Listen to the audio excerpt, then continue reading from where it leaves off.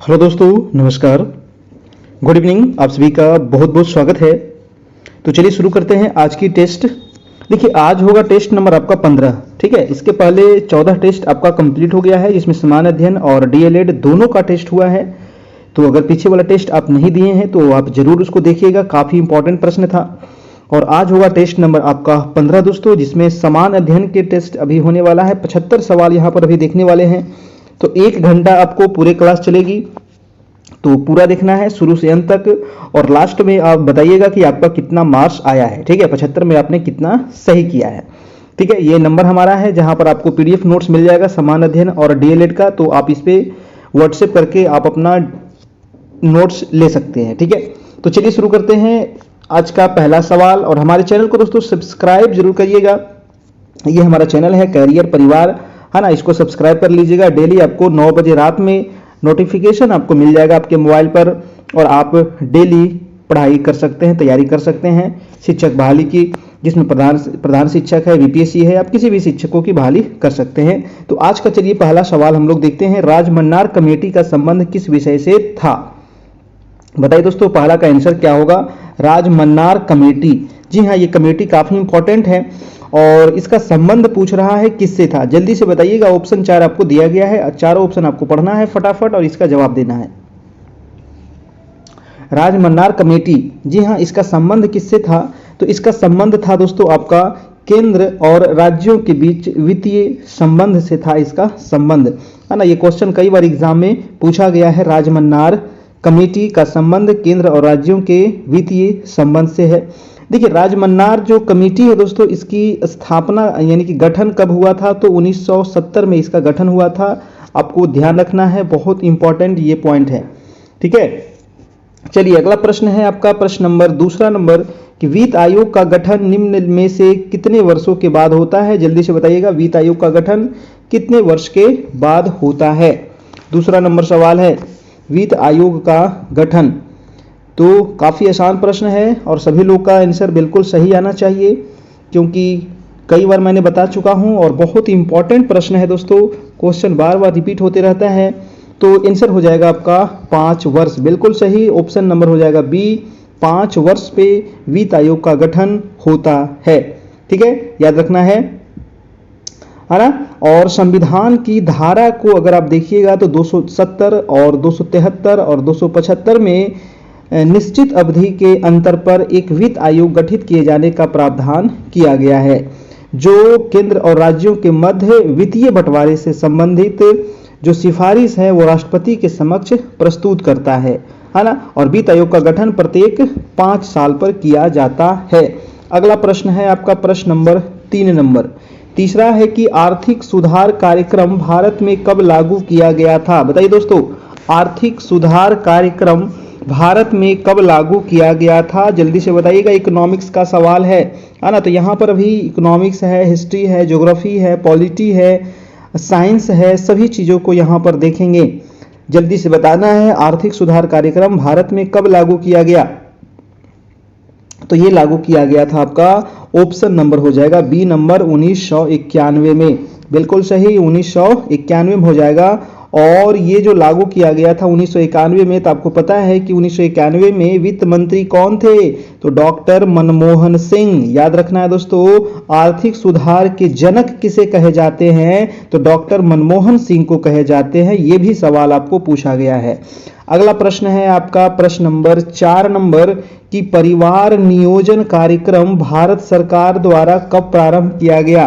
परिवार नियोजन कार्यक्रम, ठीक है, बताइएगा जल्दी से। परिवार नियोजन कार्यक्रम कब प्रारंभ किया गया? बहुत ही इंपॉर्टेंट प्रश्न है ना। 9 बजे से आपकी डेली क्लास होती है, तो आपको चैनल को सब्सक्राइब करना है ताकि 9 बजे से नोटिफिकेशन आपको मिल जाएगा आपके मोबाइल पर, फिर आप क्लास में जुड़ जाइएगा।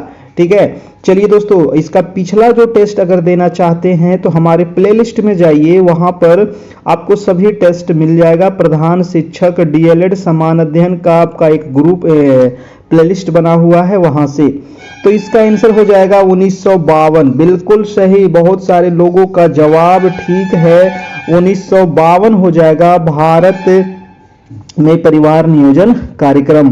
और दोस्तों भारत जो है ना विश्व का पहला देश है, जी हाँ, भारत जो है विश्व का पहला देश है जिसने वर्ष 1952 में परिवार नियोजन के लिए राष्ट्रीय कार्यक्रम शुरू किया था।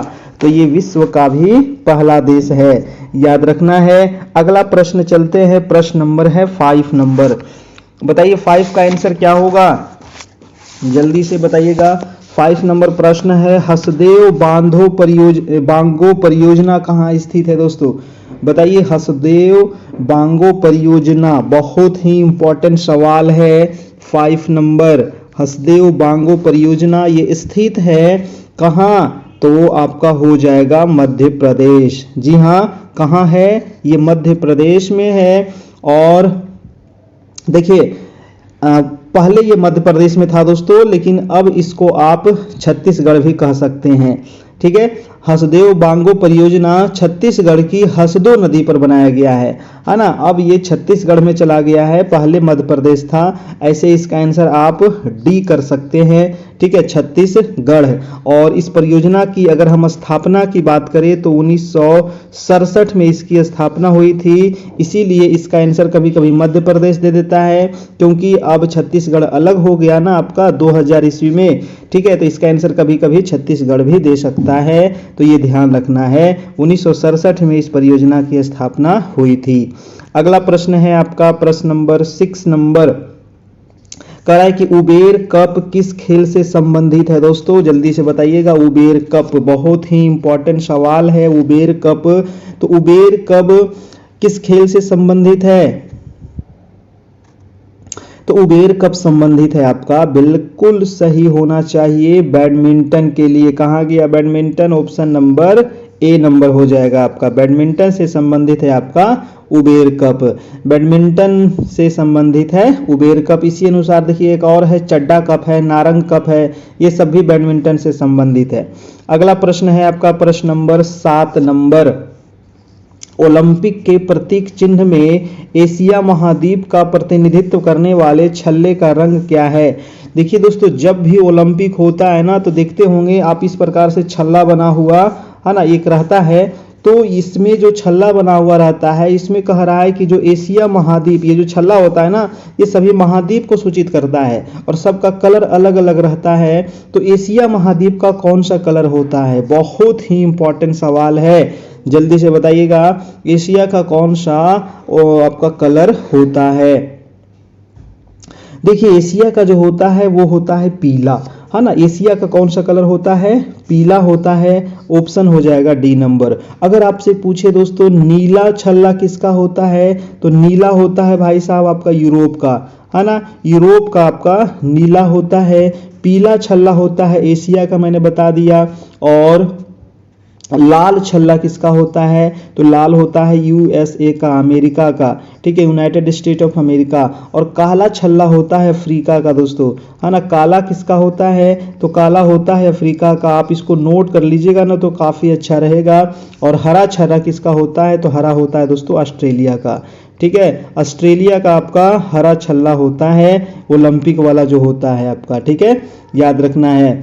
और एक क्वेश्चन अगर पूछा जाए ओलंपिक से, तो ओलंपिक ध्वज को कब मान्यता मिली थी, है ना। ये जो छल्ला वाला है, तो ओलंपिक ध्वज को जो मान्यता मिली थी ये 1913 में मिली थी, ये भी आपको याद रखना है। तो काफी इंपॉर्टेंट यहाँ से कई सवाल आपका हो गया। अगला प्रश्न है आपका प्रश्न नंबर 8 नंबर। 8 नंबर है कि भारत में एशियाई खेलों की शुरुआत कब हुई थी? बताइए जल्दी से, भारत में एशियाई खेलों की शुरुआत कब हुई थी? देखिए भारत में एशियाई खेल की अगर हम बात करें दोस्तों, इसकी शुरुआत ईस्वी बताना है तो आपका आंसर हो जाएगा 1951। जी हाँ, 1951 में इसकी शुरुआत हुई थी भारत में एशियाई खेलों की। जी हाँ, है ना, एशियाई खेलों की शुरुआत हुई थी। और इस समय संघ ने चमकते सूर्य को अपना प्रतीक चिन्ह बनाया था आपका, ठीक है। अगला प्रश्न है आपका प्रश्न नंबर 9 नंबर। 9 नंबर है कि राजीव गांधी राष्ट्रीय युवा विकास संस्थान का मुख्यालय, वेरी वेरी इंपॉर्टेंट सवाल है। राजीव गांधी राष्ट्रीय युवा विकास संस्थान का मुख्यालय कहाँ है? तो जल्दी से बताइए इसका आंसर क्या होगा 9 का? इसका मुख्यालय हो जाएगा आपका कहाँ? तो इसका मुख्यालय दिल्ली में तो नहीं है, यूपी में भी नहीं है, आपका यूपी खत्म हो गया। इसका आंसर हो जाएगा दोस्तों श्रीपेरुम्बूर तमिलनाडु में है। ठीक है, श्रीपेरुम्बूर तमिलनाडु में इसका आपका संस्थान पड़ता है, मुख्यालय पड़ता है, राजीव गांधी राष्ट्रीय युवा विकास संस्थान। ठीक है, इसका मुख्यालय याद रखना है। अगर हम बात करें इसकी स्थापना की, मैंने हमेशा बता देता हूँ स्थापना आपको याद रखना है 1933 1933 में इसकी स्थापना होती है, याद रखिएगा। अगला प्रश्न है, प्रश्न नंबर आपका हो जाएगा दोस्तों 10 नंबर सवाल है कि अमेरिका की एक कंपनी ने बासमती चावल का पेटेंट किस नाम के चावल के लिए प्राप्त किया है? बताइए दोस्तों, ये थोड़ा सा करेंट भी आपका ये क्वेश्चन हो गया, ऐसे ये करेंट अब पुराना हो गया है। बताइएगा अमेरिका की ये कौन सी कंपनी है जिसने बासमती चावल का पेटेंट किस नाम के चावल के लिए प्राप्त किया है? तो 10 का मैंने आंसर आपको बता देता हूँ, राइस टैक। जी हाँ, राइस टैक के लिए ऑप्शन नंबर हो जाएगा बी नंबर। अगला प्रश्न है, ब्रिटेन की लौह महिला किसे कहा जाता है? बताइए, काफी अच्छा प्रश्न है। ब्रिटेन की लौह महिला के रूप में किसे जाना जाता है दोस्तों? है ना, ब्रिटेन की लौह महिला, तो लौह महिला के रूप में जाना जाता है पूर्व प्रधानमंत्री यहाँ की वो रह चुकी है मार्गरेट थैचर। जी हाँ, नाम सुने होंगे आप लोग, मार्गरेट थैचर को लौह महिला के रूप में जाना जाता है। ऑप्शन नंबर आपका हो जाएगा बी नंबर। ब्रिटेन की है तो याद रखिएगा, पूछा जाएगा, ब्रिटेन वाला क्वेश्चन पूछ देता है। अगला प्रश्न है आपका 12 नंबर, राष्ट्रीय कैडेट कोर यानी कि एनसीसी का गठन कब हुआ था? वेरी वेरी इंपॉर्टेंट सवाल है, जल्दी से बताइएगा। एनसीसी का गठन, एनसीसी का फुल फॉर्म भी याद रखिएगा, है ना, नेशनल कैडेट कोर होता है ना, राष्ट्रीय कैडेट कोर। इसका जो गठन हुआ था वो 1948 में हुआ था, इसका गठन हुआ था 1948 में। आंसर हो जाएगा आपका ए नंबर। और इसका मुख्यालय अगर पूछे दोस्तों, हेडक्वार्टर कहाँ है इसका? तो हेडक्वार्टर हो जाएगा इसका नई दिल्ली में। ठीक है, नई दिल्ली में इसका हेडक्वार्टर है, ये भी आपको याद रखना है। इसका मुख्य उद्देश्य क्या होता है? तो भारत की रक्षा के प्रति युवाओं एवं युवतियों को जागृत करना। ठीक है, तो ये आप ध्यान रखना है। अगला प्रश्न है दोस्तों आपका 13 नंबर। 13 नंबर है कि एनसीए क्या होता है? बताइए, एनसीए, है ना, एनसीए क्या है? तो एनसीए जो है दोस्तों नर्मदा कंट्रोल अथॉरिटी है। जी हाँ, नर्मदा नदी के बारे में आपको पढ़ाए हैं मैंने कई बार, नर्मदा नदी, है ना, नर्मदा नदी के बारे में मैंने कई पढ़ाया हूँ। एनसीए क्या है इसका फुल फॉर्म आपसे पूछ दिया तो नर्मदा कंट्रोल अथॉरिटी, ऑप्शन हो जाएगा सी नंबर आपका सही। नर्मदा जल विवाद न्यायाधिकरण के अंतिम आदेश और निर्णय के तहत नर्मदा नियंत्रण प्राधिकरण की स्थापना, उसके निर्देश और निर्णय के क्रियान्वयन के लिए एक तंत्र के रूप में की गई थी, याद रखिएगा। और नर्मदा प्राधिकरण की स्थापना हुई थी दोस्तों आपका 1980 में। नर्मदा नदी से और भी क्वेश्चन जैसे पूछेगा कि नर्मदा नदी कहाँ से निकलती है, तो ये निकलती है आपको अमरकंटक की पहाड़ी मध्य प्रदेश से। और कहाँ पर जाकर के ये गिरती है? तो ये खंभात की खाड़ी में जाकर के गिरती है ना, खंभात की खाड़ी में गिरती है। ये किस चीज़ का निर्माण करती है? तो ये ज्वार नदमुख का निर्माण करती है ना, ज्वार नदमुख का ये निर्माण करती है, डेल्टा का निर्माण नहीं करती है ना। और भी क्वेश्चन है नर्मदा से, जैसे कि नर्मदा कितने राज्य से बहती है, नर्मदा आपको कहाँ से निकलती है? तो अमरकंटक से, मैंने आपको बता दिया, मध्य प्रदेश से। ठीक है, उसके अलावा नर्मदा पर ही बहुत सारे बांध बनाए गए हैं। सरदार सरोवर बांध आपको कई बार एग्जाम में पूछा गया है। गुजरात की जीवन रेखा इसको कहा जाता है नर्मदा नदी को। ठीक है, और भी क्वेश्चन है दोस्तों कि दक्षिण भारत की वो कौन सी नदी है जो पश्चिम की ओर बहने वाली सबसे लंबी नदी है? तो ये नर्मदा नदी ही है जो पश्चिम की ओर बहती है, सबसे लंबी नदी है। ठीक है, हाँ ना, नर्मदा नदी किस घाटी से होकर के बहती है? तो ये भरंस घाटी से होकर के बहती है। ये सारे सवाल आपको याद होनी चाहिए, मैं रिवीजन करवा देता हूँ। अगला प्रश्न देखते हैं। अगर आपसे पूछे कि नर्मदा नियंत्रण प्राधिकरण का मुख्यालय कहाँ है, तो नर्मदा नियंत्रण प्राधिकरण का मुख्यालय आपका इंदौर में है। ठीक है। चलिए नेक्स्ट प्रश्न है आपका, प्रश्न नंबर आपका 14 नंबर। और देखिए वीडियो को आप लोग सभी लोग थोड़ा सा लाइक कर दीजिएगा, जो लोग अभी तक चैनल को सब्सक्राइब नहीं किए हैं कर लीजिएगा सब्सक्राइब, बहुत फायदे का चीज़ है ना, बहुत फायदा आपको देगा, है ना, बिल्कुल फ्री में सारे चीज़ आपको मिल जाएंगे।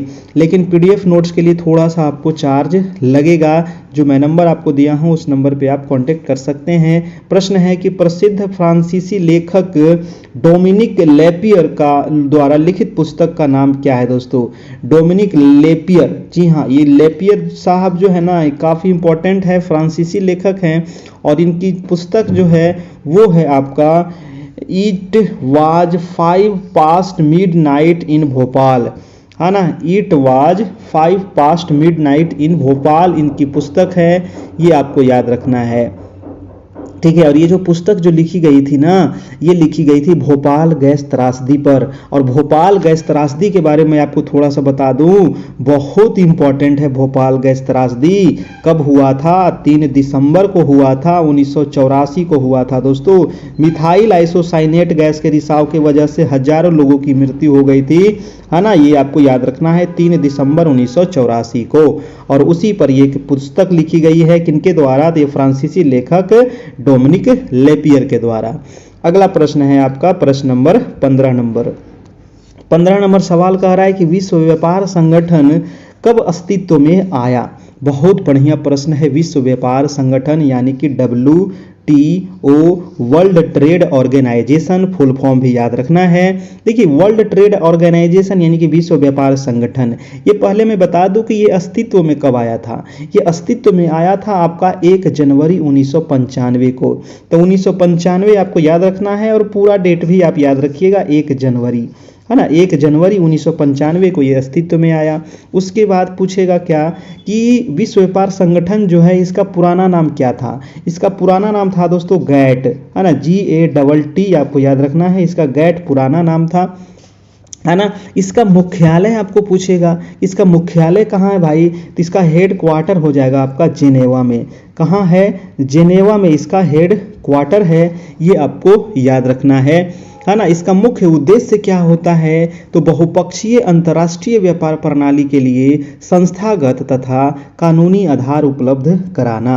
तो बहुत ही इंपॉर्टेंट सवाल था ये आपका। विश्व व्यापार संगठन 1 जनवरी 1995 को स्थापना होती है। WTO इसको कहते हैं, वर्ल्ड ट्रेड ऑर्गेनाइजेशन, है ना। और इसका मुख्यालय आपको याद रखना है, हेड क्वार्टर जिनेवा में है।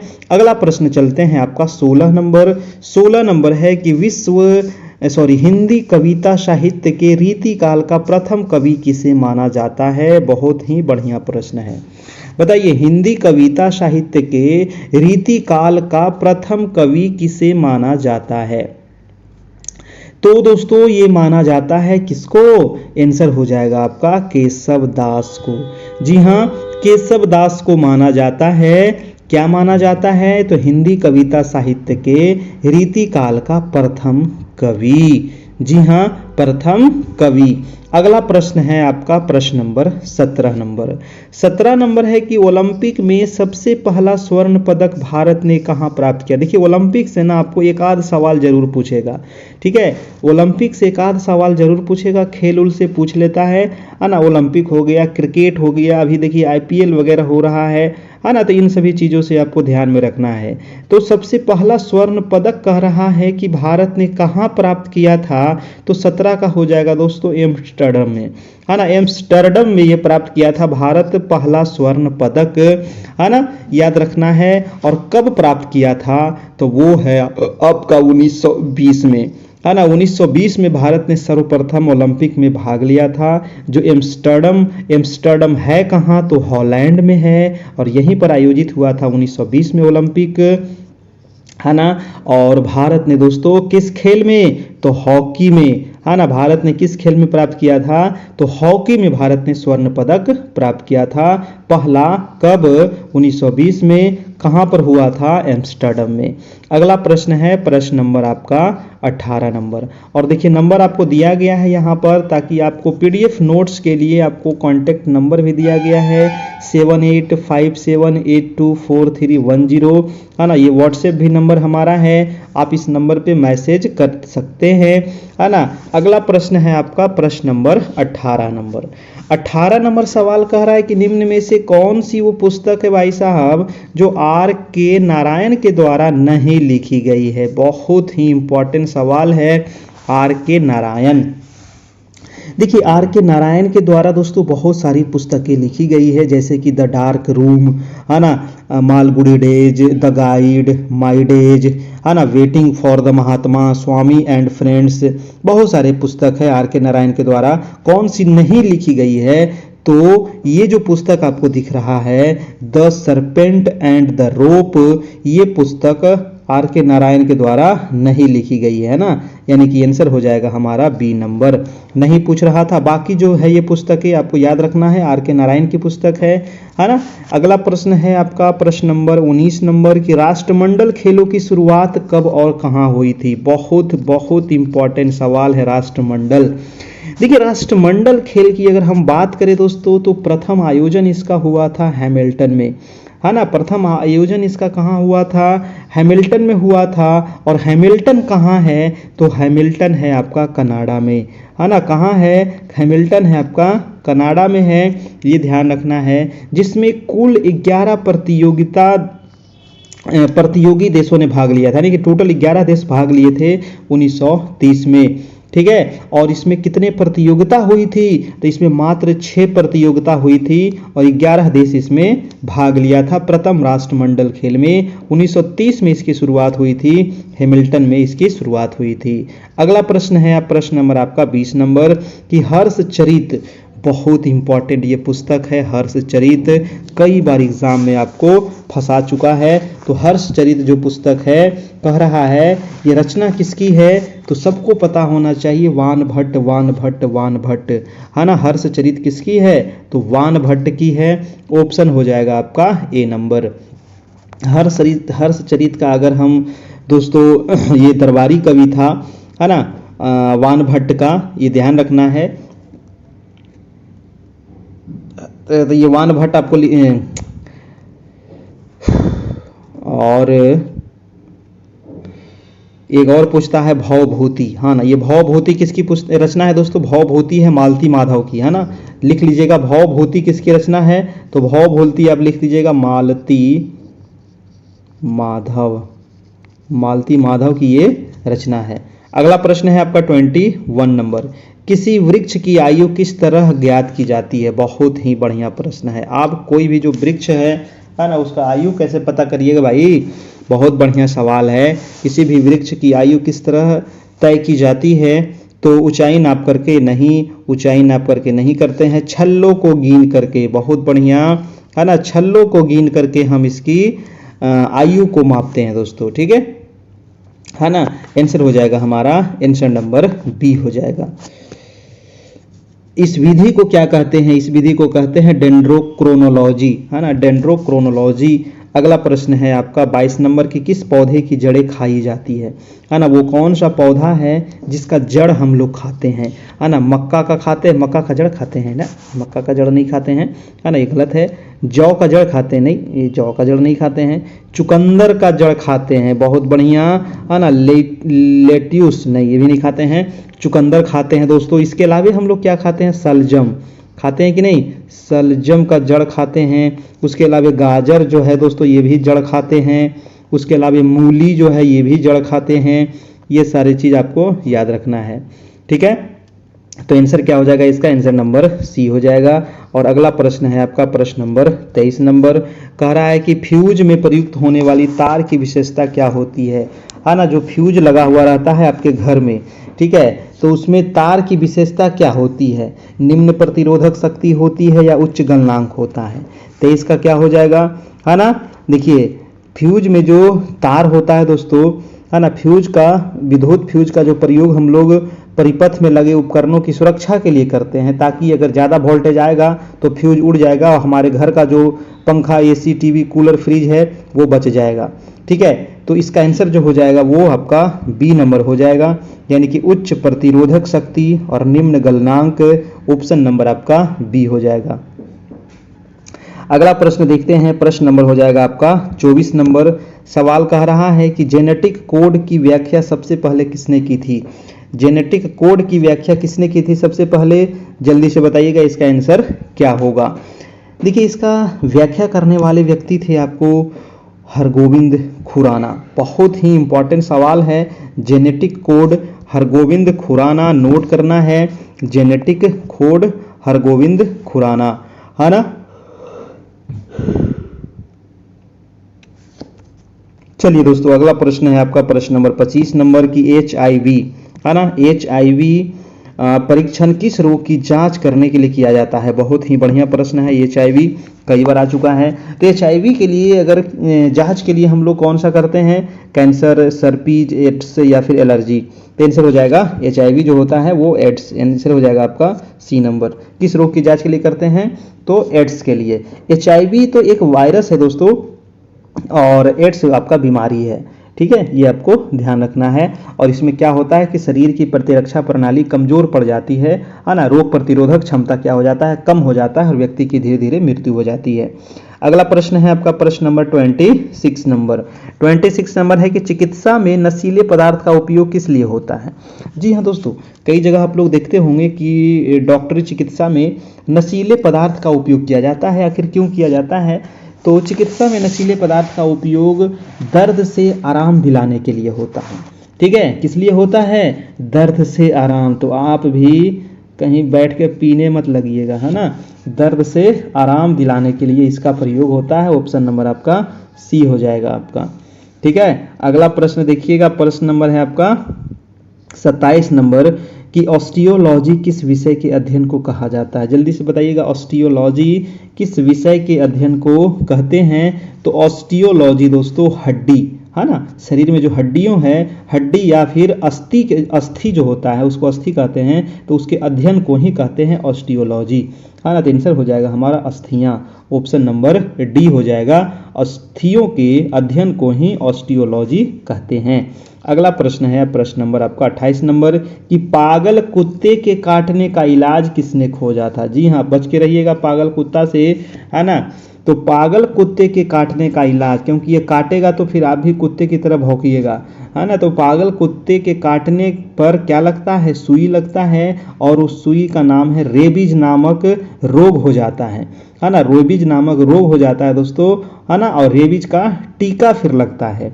ठीक है, तो इस टीका का जो खोज किया गया था वो लुई पास्चर के द्वारा किया गया था, है ना। बहुत बढ़िया, सभी लोग अपना अपना जवाब देते चलिएगा, है ना। लुई पास्चर हो जाएगा। और लास्ट में जरूर बताइएगा कि आपने कितना सही किया है। ठीक है, 75 में कितना सही किए? 40 किए, 50 किए, 55 किए, 60 किए, है ना। तब ना पता चलेगा कि आपकी तैयारी कैसी चल रही है। तो पागल कुत्ते के काटने पर जो इलाज खोज किया था वो लुई पास्चर जी के द्वारा किया गया था। अगला प्रश्न है प्रश्न नंबर आपका 29 नंबर कि जो पूर्व सर्वात्रिक रक्तदाता है उसका रक्त समूह कौन सा होता है? सर्वात्रिक रक्तदाता जो होता है दोस्तों, इसका रक्त समूह आपसे पूछ रहा है कि रक्त समूह इसका कौन होगा? ए होगा, ओ होगा, बी होगा या ए बी होगा? क्या होगा इसका आंसर? 29 का हो जाएगा दोस्तों आपका आंसर नंबर ओ, है ना। जो सर्वात्रिक रक्तदाता यानी कि देने वाला, ठीक है, तो सभी को दे सकता है जिसका ब्लड ग्रुप ओ है ना। और जब सर्वात्रिक सर्वग्राही किसको कहते हैं, मतलब सभी से ले सकता है, तो वो होता है ए बी, है ना। ए बी जो है वो सबसे ले सकता है। अगला प्रश्न है आपका प्रश्न नंबर है 30 नंबर कि किस विटामिन से रक्त के थक्के जमते हैं? जी हाँ, रक्त के थक्के जमने के लिए दोस्तों आपके शरीर में विटामिन के होना बहुत जरूरी है। है ना। नहीं तो अगर कहीं पर कट लग जाता है तो वहाँ से ब्लड आपका निकलते रह जाएगा, है ना। तो विटामिन के की वजह से ही वो थक्का जम जाता है और ब्लड रुक जाता है, ठीक है। तो विटामिन के कारण रक्त के थक्के जमते हैं और विटामिन के जो है वो वसा में विलेय विटामिन होता है, ये भी आपको ध्यान रखना है, ये वसा में विलेय होता है और मानव द्वारा कुछ प्रकार के प्रोटीनों का संश्लेषण करने के लिए यह जरूरी है, ये ध्यान रखना है। अगला प्रश्न है आपका पीलिया रोग। जी हाँ दोस्तों, शरीर जिसमें क्या हो जाता है, पीला पड़ जाता है, तो पीलिया रोग जो होता है शरीर के किस अंग को प्रभावित करता है, बहुत ही इंपॉर्टेंट सवाल है, जल्दी से बताइए। जो पीलिया रोग है ये शरीर के किस अंग को प्रभावित करता है, तो 31 का हो जाएगा आपका यकृत को, है ना। हमारे जो यकृत है इसको प्रभावित करता है दोस्तों आपका पीलिया रोग, ठीक है, ये आपको याद रखना है। और पीलिया रोग कैसे होता है भाई, तो आप और मार्केट का मत खाइएगा, ठीक है। तो मार्केट का सामान खाने से, गंदा पानी पीने से, है ना, इसी वजह से पीलिया रोग होता है। तो मार्केट का सामान कभी खाना ही नहीं है, फुचका चाट ये सब चीज़, ठीक ना, उसी सब से होता है आपका। अगला प्रश्न है आपका क्रायोजेनिक इंजन का प्रयोग कहाँ होता है, बताइएगा। क्रायोजेनिक इंजन का प्रयोग जो होता है वो कहाँ पर होता है, तो इसका आंसर क्या हो जाएगा, परमाणु भट्टी में नहीं साहब, आपका तीव्र रेल में नहीं, बोइंग में, स्पेस शटल में होता है दोस्तों आपका, ऑप्शन नंबर बी हो जाएगा, है ना। स्पेस शटल में होता है क्रायोजेनिक इंजन का प्रयोग, ठीक है ना। देखिए 150 डिग्री सेंटीग्रेड और उसके नीचे के तापमान को क्रायोजेनिक कहा जाता है और ये स्पेस शटल में ही इसका उपयोग किया जाता है। ऑप्शन हो जाएगा आपका ऑप्शन नंबर डी हो जाएगा, बिल्कुल सही। अगला प्रश्न है आपका 33 नंबर कि डायनेमो का क्या कार्य होता है। जी हाँ, डायनेमो का उपयोग कहाँ पर होता है, इसका कार्य क्या होता है, तो ये क्या करता है, मैंने कई बार बता चुका हूँ डायनेमो के बारे में, ठीक है, क्योंकि बहुत बार एग्जाम में पूछा गया है। तो डायनेमो करता है दोस्तों यांत्रिक ऊर्जा को विद्युत ऊर्जा में परिवर्तित, है ना। यांत्रिक ऊर्जा को क्या करता है, विद्युत ऊर्जा में परिवर्तित करता है आपका डायनेमो। आंसर हो जाएगा आपका आंसर नंबर ए हो जाएगा। नेक्स्ट प्रश्न है आपका वाटर जेट तकनीक का उपयोग किया जाता है।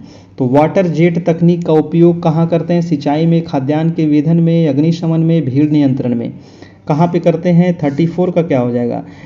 तो वाटर जेट तकनीक का उपयोग हम लोग करते हैं अग्निशमन में। जी हाँ, आंसर हो जाएगा दोस्तों आपका सी नंबर, अग्निशमन में किया जाता है वाटर जेट तकनीक का प्रयोग, है ना। काफ़ी अच्छा सवाल था। और नेक्स्ट प्रश्न उससे भी अच्छा प्रश्न है कि फरवरी को विज्ञान दिवस क्यों मनाते हैं। जी हाँ, हम लोग विज्ञान दिवस कब मनाते हैं, 28 फरवरी को, आपको याद है ना। 28 फरवरी को हम लोग प्रत्येक 28 फरवरी को विज्ञान दिवस मनाते हैं। और क्यों मनाते हैं, तो रमन प्रभाव प्रकाश में आया था, इसी वजह से, यानी कि आंसर आपका ए ही हो जाएगा, बिल्कुल ठीक, है ना। सीवी रमन ने ही इसका मतलब खोज किया था दोस्तों, है ना, रमन प्रभाव का। इसीलिए हम लोग 28 फरवरी को, प्रत्येक 28 फरवरी को विज्ञान दिवस मनाते हैं। तो ये दिवस भी आपको याद रखना है, ठीक है। और इसीलिए, है ना, इसीलिए इनको 1930 ईस्वी में एक क्वेश्चन और आपको ध्यान रखना है कि नोबेल पुरस्कार भी दिया गया था, है ना, सीवी रमन को। इसीलिए रमन प्रभाव के लिए ही 1930 में नोबेल प्राइज दिया गया था। अगला प्रश्न है आपका 36 नंबर की धूप से बचने के लिए छाते में रंग संयोजन निम्न में से कौन सा उचित है। जी हाँ, आप धूप में निकलते हैं तो आपका जो छाता होना चाहिए दोस्तों वो किस कलर का होना चाहिए, या फिर जो आप कपड़ा पहने हुए हैं वो किस कलर का होना चाहिए, तो ज़्यादा अच्छा रहेगा, ठीक है। तो आपको काला पहनना चाहिए, कभी नहीं काला मत पहनिएगा, है ना। ऊपर से सफ़ेद और नीचे से काला होनी चाहिए, ऑप्शन नंबर आपका सी हो जाएगा। जो छाता होता है ना, तो छाता का कलर कैसा होना चाहिए, नीचे से काला और ऊपर से सफ़ेद। अगर इस कलर का छाता है वही छाता खरीदिएगा, ठीक है। लाल पियर हरियर ब्लू काला मत खरीद लीजिएगा, है ना, ये वाला देख लीजिएगा उसके बाद ही खरीदिएगा गर्मी वाला छाता, ठीक है। अगला प्रश्न देखिएगा आपका, प्रश्न नंबर है 37 नंबर की भारी जल एक प्रकार का क्या है। जी हाँ, भारी जल यानी कि D2O ड्यूटेरियम ऑक्साइड जो भारी जल होता है दोस्तों, ये किस रूप में कार्य आता है, तो ये मंदक के रूप में कार्य आता है, ठीक है। भारी जल का उपयोग हम लोग मंदक के रूप में करते हैं। ड्यूटेरियम ऑक्साइड D2O, है ना, जिसको भारी जल कहते हैं। भारी जल की खोज हुई थी आपका 1932 में। ठीक है, कब खोज हुई थी? 1932 में यूरे और वाशबर्न ने किया था इसकी खोज। अगला प्रश्न है आपका कि 38 नंबर की जंग लगने तथा जलने में अंतर यह है कि जंग लगने में क्या होता है। देखिए क्वेश्चन कह रहा है कि जंग लगने तथा जलने में क्या अंतर है। अंतर यह है कि जंग लगने में क्या होता है, तो जंग लगने में गर्मी तथा रोशनी पैदा नहीं होती है और जलने में रोशनी और गर्मी दोनों पैदा होता है। ठीक है, आंसर हो जाएगा आपका बी नंबर, है ना। तो जंग लगने में न ही गर्मी होगा और न ही रोशनी पैदा नहीं होती, यानी कि ऑप्शन नंबर आपका बी हो जाएगा बिल्कुल सही। अगला प्रश्न है आपका, देखिए क्वेश्चन को बस यहाँ पर घुमाया गया है ना, ताकि आप इसमें कंफ्यूज हो जाएं। क्वेश्चन में कुछ नहीं है, क्वेश्चन बिल्कुल आसान है। जंग लग गया किसी चीज़ में, लोहा में जंग लगता है तो क्या उससे गर्मी पैदा होता है या रोशनी पैदा होता है? नहीं होता है, बस यही तो पूछ रहा था। ऑप्शन हो जाएगा बी नंबर, है ना। अगला प्रश्न है देखिए आपका 39 नंबर कि कैथोड किरणें क्या होती है, बताइएगा। कैथोड किरणें क्या होती है? तो कैथोड किरणें जो होती है ये गतिमान आवेशित कण है दोस्तों। ठीक है, गतिमान आवेशित कण है और इसका जो आंसर हो जाएगा आपका ऋण विद्युत आवेश कण है ना। ऋण विद्युत आवेश कण है, ये धन नहीं है, ऋण विद्युत आवेश कण है आपका कैथोड किरणें, याद रखिएगा ऋण विद्युत है। अगला प्रश्न देखिएगा, प्रश्न नंबर है आपका 40 नंबर, भोपाल। जी हाँ, यदि भोपाल में एक चुंबकीय सुई को टकराया जाए तो इसकी उत्तरी सिरा किस ओर संकेत करेगी, बताइए, है ना। भोपाल में एक चुंबकीय सुई को लटकाया जाए, अच्छा टकराया नहीं लटकाया जाए, तो इसका उत्तरी सिरा किस ओर संकेत करेगा, बताइए दोस्तों। इसका आंसर हो जाएगा उत्तरी सिरा किधर रहेगा? उत्तरी सिरा हिमालय में रहेगा, है ना। उत्तरी सिरा सीधा हिमालय, द्वारका थोड़ी जाएगा, कन्याकुमारी थोड़ी जाएगा, पुरी थोड़ी जाएगा, हिमालय तो रहे ना उत्तरी सिरा, है ना। उत्तरी सिरा आपका हिमालय की ओर रहेगा। ठीक है, अगला प्रश्न है बहुत बढ़िया, 41 नंबर सवाल कह रहा है कि मुद्रा राक्षस किसने लिखी है, बताइएगा। मुद्रा राक्षस जो पुस्तक है ये किसकी पुस्तक है, बताइए जल्दी से। बहुत बढ़िया सवाल है, मुद्रा राक्षस एकदम आसान सवाल है ना। तो मुद्रा राक्षस आपका विशाख दत्त का है, किसका है? मुद्रा राक्षस विशाख दत्त का है, ऑप्शन नंबर आपका बी हो जाएगा। ठीक है, और मुद्रा राक्षस में दोस्तों मौर्य वंश की स्थापना के विषय में बारे में जानकारी मिलता है मुद्रा राक्षस में। ठीक है, गौतम बुद्ध का जन्म पूछ रहा है आपसे, 42 नंबर सवाल है, गौतम बुद्ध का जन्म कहाँ हुआ था दोस्तों? तो गौतम बुद्ध का जन्म हुआ था आपका 563 में, 563 BC में इनका जन्म होता है, याद रखिएगा, है ना। आपका महात्मा बुद्ध का जन्म कहाँ होता है? तो आंसर हो जाएगा आपका लुम्बिनी में, है ना। लुम्बिनी में इनका जन्म होता है, ऑप्शन नंबर हो जाएगा सी। लुम्बिनी नामक एक गांव है दोस्तों, वहीं पर इनका जन्म हुआ था और 563 ईस्वी पूर्व में हुआ था। इनसे इनका तो ज्ञान प्राप्ति आपको पता है, बोधगया में हुआ था, है ना, पीपल वृक्ष के नीचे। ठीक है, फल्गु नदी के किनारे। और पहला उपदेश इन्होंने दिया था कहाँ? तो सारनाथ में दिया था प्रथम उपदेश, जी हाँ, जिसमें 5 ब्राह्मण थे और इन्हीं को उपदेश दिए थे, प्रथम उपदेश। ठीक है, और इनकी मृत्यु के बारे में पूछा जाता है कि इनकी देहावसान कब हुआ था? तो इनका देहावसान हुआ था 483 BC में, और कहाँ हुआ था? तो कुशीनगर में हुआ था। ठीक है, कुशीनगर में हुआ था। कुशीनगर भी आपका उत्तर प्रदेश में है और सारनाथ भी आपका उत्तर प्रदेश में है। कितनी वर्ष की आयु में इनकी मृत्यु हुई थी? तो 80 साल की उम्र में। अगला प्रश्न है, खजुराहो के मंदिर कहाँ स्थित है? खजुराहो, है ना, खजुराहो के मंदिर आपको मिलेंगे दोस्तों मध्य प्रदेश में, है ना। खजुराहो के मंदिर कहाँ है? खजुराहो के मंदिर हो जाएंगे आपके मध्य प्रदेश में। अब मैंने मध्य प्रदेश तो बता दिया, लेकिन सारा जगह जो रीवा है, सतना है, छतरपुर है, सब मध्य प्रदेश में है ना। तो ये तो कंफ्यूज वाली बात है, इसका आंसर हो जाएगा छतरपुर, है ना। छतरपुर में हुआ था आपका खजुराहो। खजुराहो का मंदिर कहाँ है? छतरपुर में। मध्य प्रदेश राज्य के एक प्रमुख शहर है, ठीक है, जहाँ पर है छतरपुर। अगला प्रश्न चलिए नेक्स्ट प्रश्न है आपका, पानीपत की तीसरी लड़ाई कब लड़ी गई थी? पानीपत की 3 लड़ाई हुई थी, है ना। तीनों लड़ाई के बारे में आपको यहाँ पर बता दूं कि पहला लड़ाई हुई थी 1526 में, दूसरा हुई थी 1556 में और तीसरा हुआ था 1761 में। ये तीनों लड़ाई को आपको याद रखना है, 1526, 1556, 1761। तो तीसरी लड़ाई हमसे पूछ रहा है तीसरी लड़ाई हुआ था 1761 में। मराठा और अफगानिस्तान के शासक उस समय था अहमद शाह अब्दाली, है ना। मराठा और अफगानिस्तान के शासक अहमद शाह अब्दाली के बीच हुआ था और इस युद्ध में दोस्तों अहमद शाह अब्दाली विजित हुआ था और मराठे पराजित हुए थे। यानी कि इसका आंसर क्या हो जाएगा, 1761 हो जाएगा। अगला प्रश्न है आपका 45 नंबर कि दिल्ली का जंतर मंतर कब बनाया गया था। जी हाँ, जंतर मंतर आप नाम सुनते होंगे हमेशा समाचार में कि जंतर मंतर पर धरना दिए हुए हैं, तो जंतर मंतर ये कब बनाया गया था। 45 का आंसर क्या हो जाएगा, जंतर मंतर का निर्माण हुआ था आपका 1704 ईस्वी में, है ना। कब हुआ था इसका निर्माण, 1704 में हुआ था जंतर मंतर का निर्माण। ऑप्शन नंबर आपका ए हो जाएगा बिल्कुल सही। अगला प्रश्न चलते हैं, प्रश्न नंबर है आपका 46 नंबर। 46 नंबर है कि गौतम बुद्ध की मृत्यु कहाँ हुई थी। ये तो मैंने अभी बता दिया कि गौतम बुद्ध की मृत्यु हुई थी 483 बीसी में, है ना।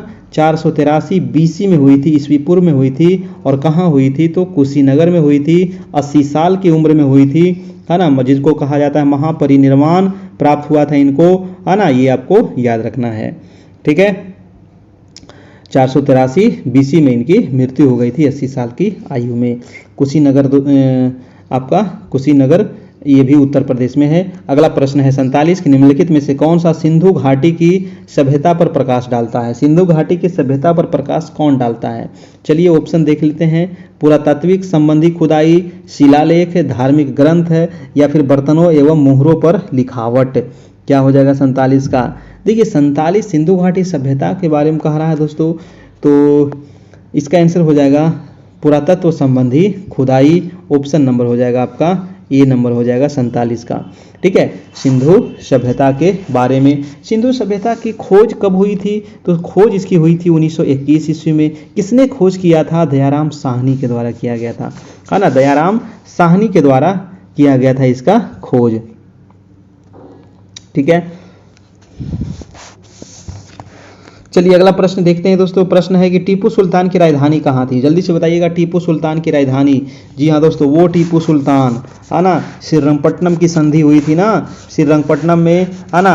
लड़ते लड़ते बेचारे क्या हो गए थे, शहीद हो गए थे, ठीक है। मृत्यु हो गई थी इनकी, टीपू सुल्तान की अंग्रेजों से लड़ते लड़ते इनकी मृत्यु हो गई थी। इनकी राजधानी कहाँ थी, तो इनकी राजधानी थी आपका श्रीरंगम, जिसको कहा जाता है श्रीरंगपट्टनम, है ना। तो यही थी इसकी राजधानी, है ना, श्रीरंगपट्टनम। आपको याद होगा कि हैदर अली की मृत्यु के बाद 1782 ईस्वी में टीपू सुल्तान मैसूर का शासक बना था दोस्तों, ठीक है, हैदर अली की मृत्यु के बाद। अगला ये क्वेश्चन और भी पूछता है ना कि स्वतंत्रता का वृक्ष किसने लगाया था, है ना। क्वेश्चन सुने होंगे आप लोग, स्वतंत्रता का वृक्ष, तो स्वतंत्रता का वृक्ष यही लगाए थे, टीपू सुल्तान ही लगाए थे। और कहाँ लगाए थे ये भी पूछता है, तो श्रीरंगपट्टनम में लगाए थे, ठीक है। अगला प्रश्न है आपका प्रश्न नंबर 49 नंबर कि नादिर शाह ने निम्न में से किसके शासनकाल में भारत पर आक्रमण किया था दोस्तों, है ना। तो नादिर शाह ने किसके शासनकाल में भारत पर आक्रमण किया था।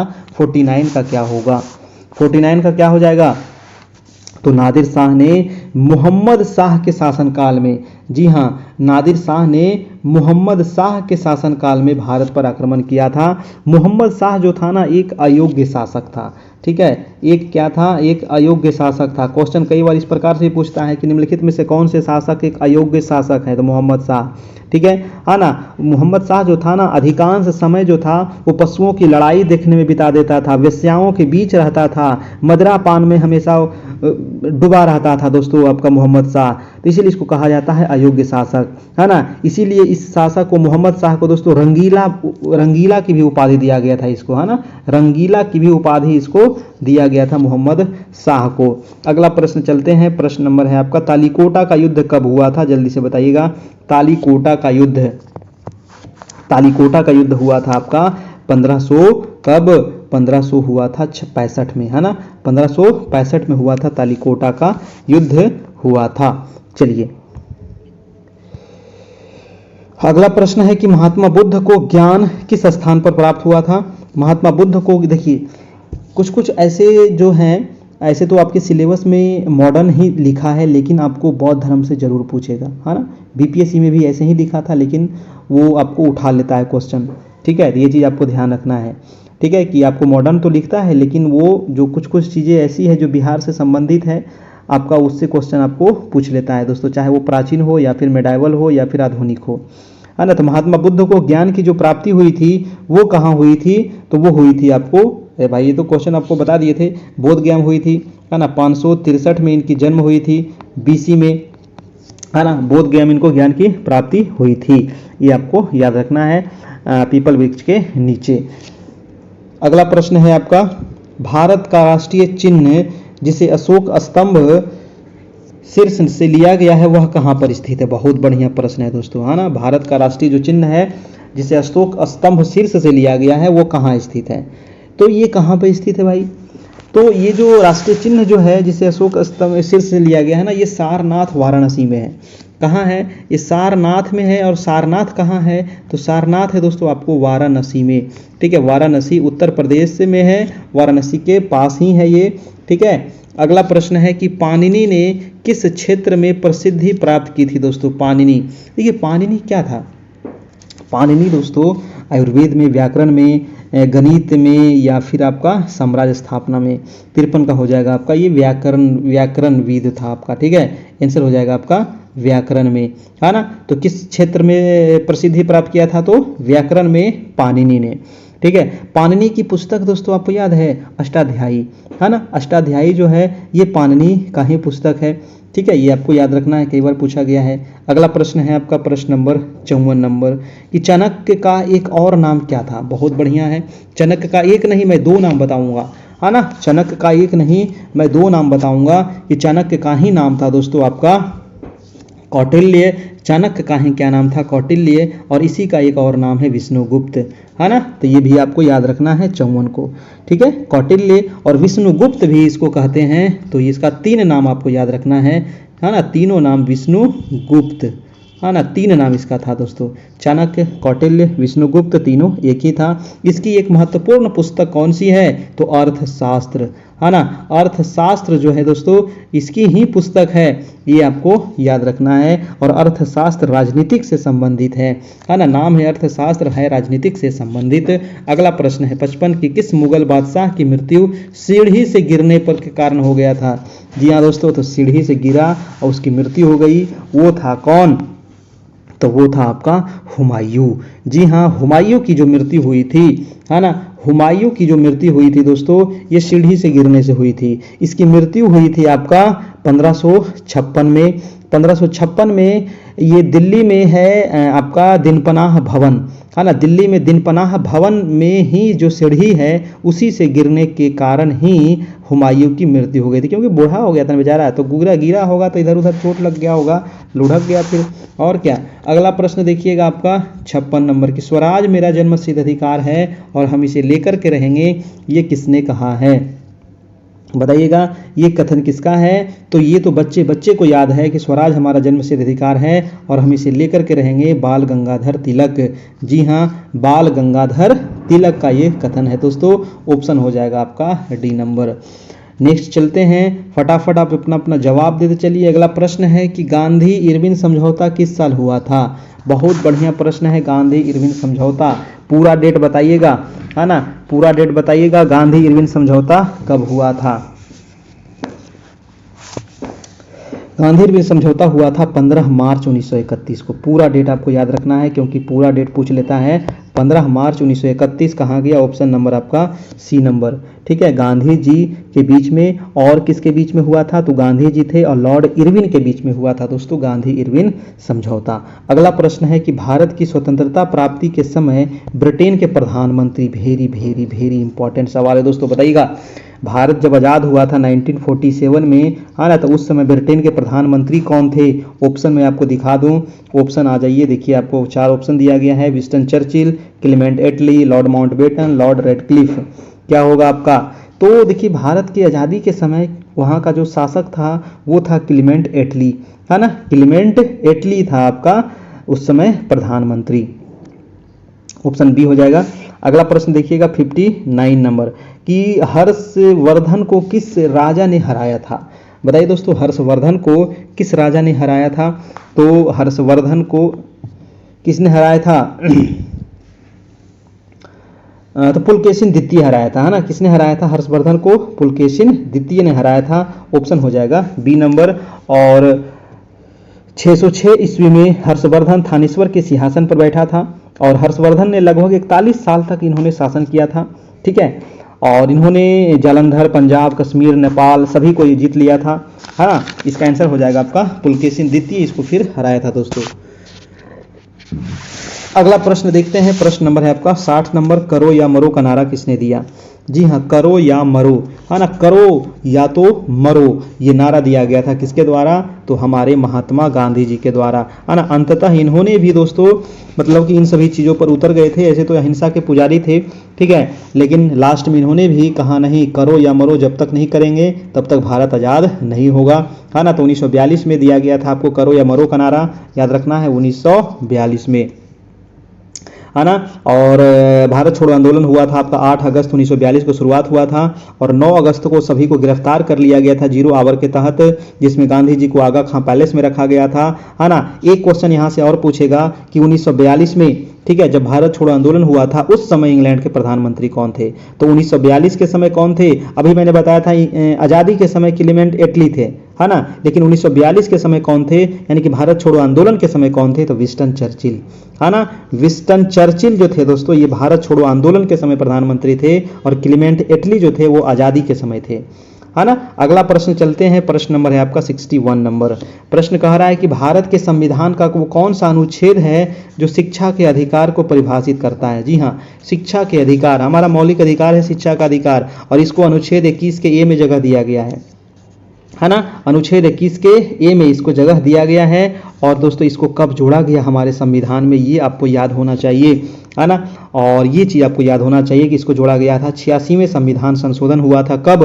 तो 2002 में हुआ था 86वें संविधान संशोधन, जिसमें क्या जोड़ा गया कि जो भी बच्चे हैं 6 से लेकर के 14 साल तक के, उनको अनिवार्य और निःशुल्क शिक्षा दी जाए, है ना। 6 से लेकर के 14 साल तक के जो भी बच्चे हैं उनको अनिवार्य और निःशुल्क शिक्षा दी जाए, अनुच्छेद 21 के ए के तहत, 86वें संविधान संशोधन के तहत, ठीक है। अगला प्रश्न देखते हैं। प्रश्न नंबर है आपका 62 नंबर कि भारत की नागरिकता निम्नलिखित में से किस प्रकार से प्राप्त की जा सकती है?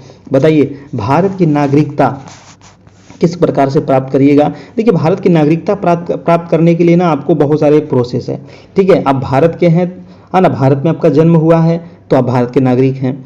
और इसको लागू कब किया गया था दोस्तों? तो इसके बारे में थोड़ा सा आप जानते हैं कि देखिए, भारत की नागरिकता से संबंधित अनुच्छेद भी पूछा जाता है, कितने भाग में है। अगर आपसे भाग पूछे कि नागरिकता कितने भाग में है तो भाग 2 में है।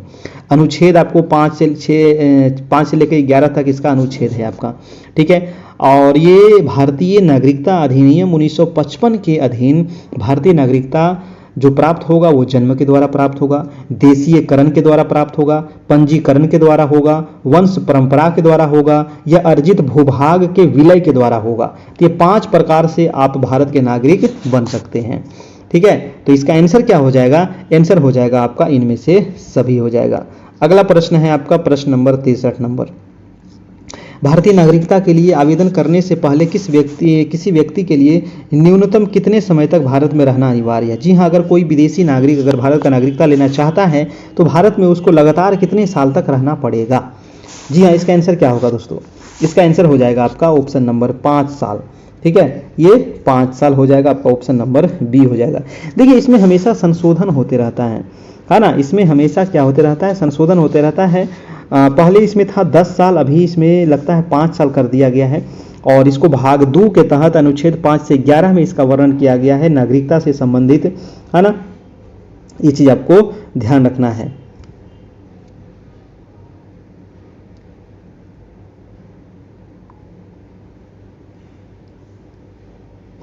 देशीयकरण द्वारा नागरिकता तभी प्राप्त की जाएगी जब संबंधित व्यक्ति कम से कम 12 वर्ष तक यहाँ रह सका हो। लेकिन हमको लग रहा है कि 5 साल इसमें गलती दिया हुआ है ना। 5 साल नहीं होना चाहिए, यहाँ पर हमको लगता है 12 साल होना चाहिए दोस्तों, है ना। इसको आप कंफर्म कीजिएगा, है ना।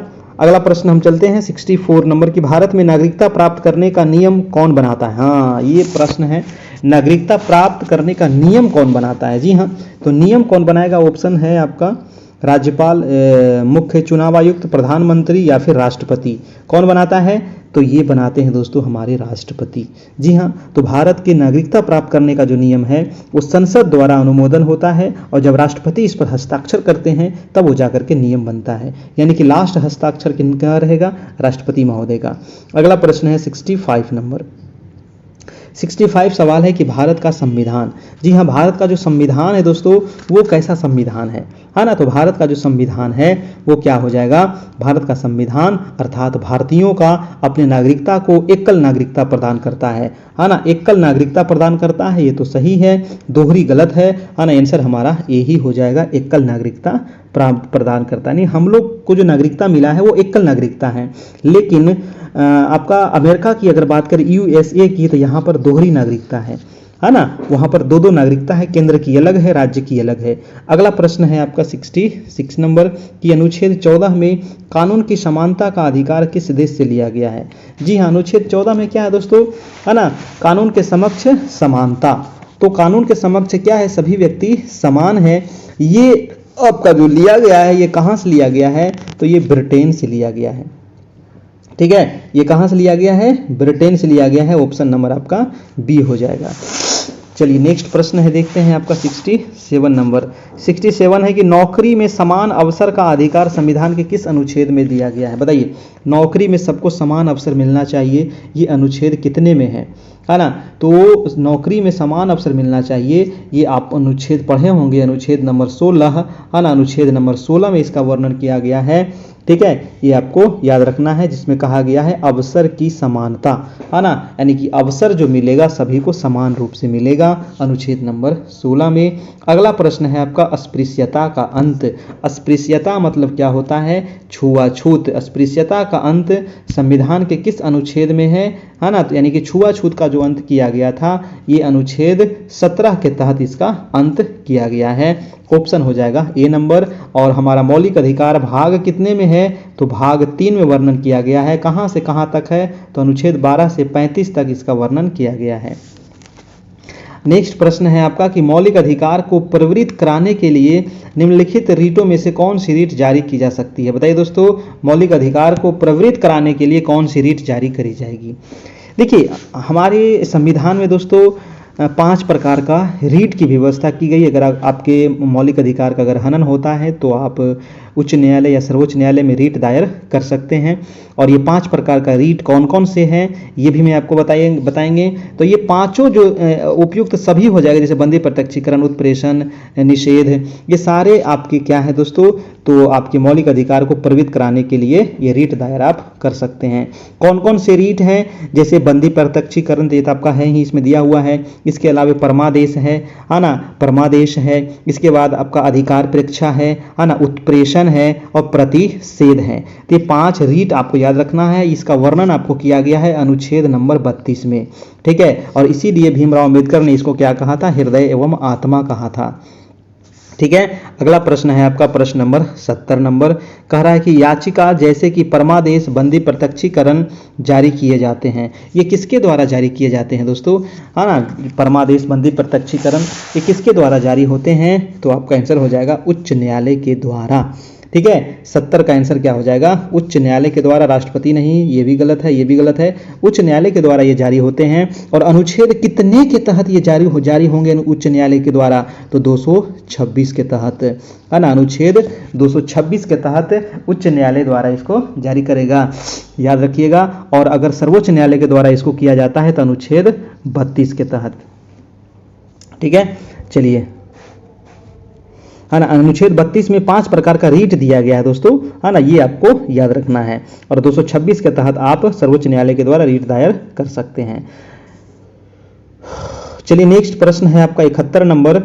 प्रश्न कह रहा है कि ग्रह जो सूर्य के सबसे अधिक नजदीक है। अच्छा, सूर्य के सबसे अधिक नजदीक कौन सा है ना?